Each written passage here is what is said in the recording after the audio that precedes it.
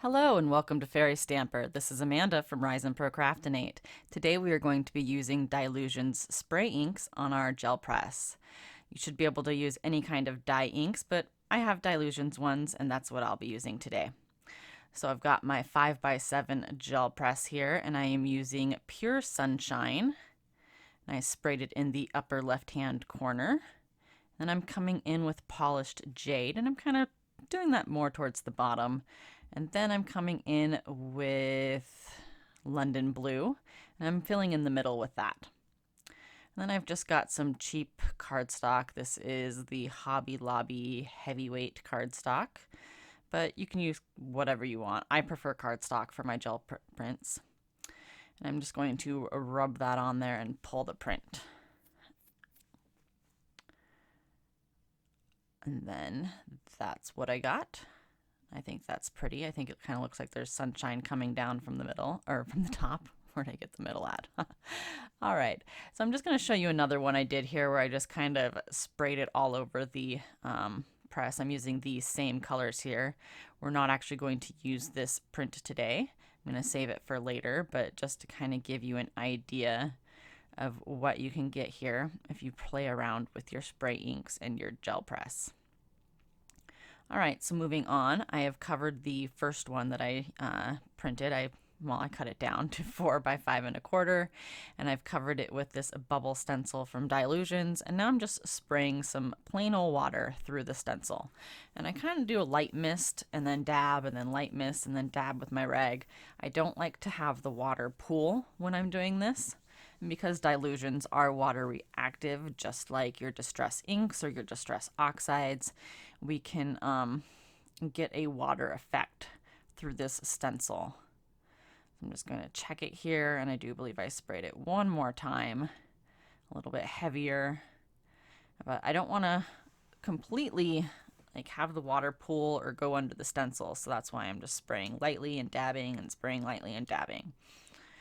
I'm going to pull it up here and you can see that I've got the bubbly effect from that stencil, and then I'm just going to heat set because I am impatient.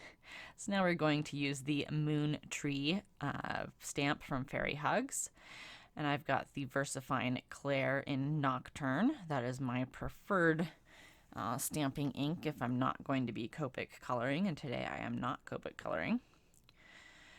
I'm going to ink it up real good here, and I do have my panel kind of taped down here because the tree is a bit wider than my 4-inch panel here.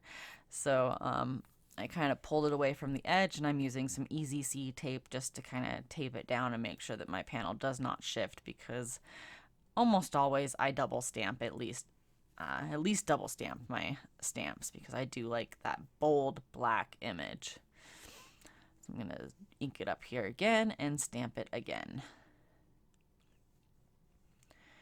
So then we will be moving on, and we're going to add a fairy sitting in that circular part of the tree, and this is Azalea.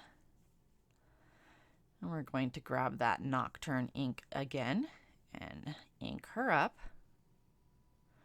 And I just thought that little circular part of the tree here would be absolutely perfect for this sitting fairy. I'm just going to stamp her down, and again I'm going to stamp her a second time because, like I said, I do like a nice bold black image. And VersaFine does give pretty bold, but these are brand new stamps as well, so, and I don't condition my stamps. I would rather stamp twice than condition my stamps. I don't know. I guess because a lot of my rags and stuff have pet hair on them, because you can't live in a house with pets without pet hair. All right, so I have the Fantasy Flowers. Yes, Fantasy Flowers here, and there's 4 stamps in this stamp set, but I'm using the 2 smaller stamps, and I'm just going to continue to stamp them until I fill in the bottom portion of this. I believe I stamped 5 flowers, but I'm just using the 2 smaller flowers here and just moving them around. So I'm going to stamp one more here in the corner where it was kind of bare. And because odd numbers seem to be more pleasing to the eye, that is where I'm going to stop, right there. So I cut a panel here that was 1/8 inch bigger, which I am terrible with eighths. So my my stamped panel is 4 by 5 1/4. The blue panel is 1/8 inch bigger than that, just to give me a slight mat on this panel. I have no idea what cardstock that is, to be completely honest. It's just a blue cardstock that I thought looked nice. I'm going to set my stamp platform on it to make sure that that dries nicely. I do set that on there for a few minutes, but obviously you don't want to stare at my stamp platform for a few minutes, so we do cut that out. And then I'm going to glue this to my card base. And as you probably noticed, my tree and everything was colored when we came back and started gluing everything together. I did use my Arteza Real Brush pens to color the tree in the centers of the flowers. I will have those listed in my description box below, so you can know what colors I used and everything. I do have this little offcut here from my gel print. I matted that on the same blue cardstock, and we're just going to stick that inside. I do like to sometimes bring those little offcuts into the inside of my card and bring some color into that white space. Instead of throwing those little pieces away or keeping them in a drawer and never using them, I also used the Stardust glitter pens on the wings there and on the little flowers in her hair, and that finishes up my card today. All the supplies will be listed in the description box below. My social media links are also in the description box below. I would appreciate it if you subscribe to my channel if you haven't already.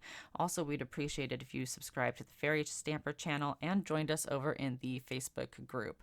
As always, have a great day.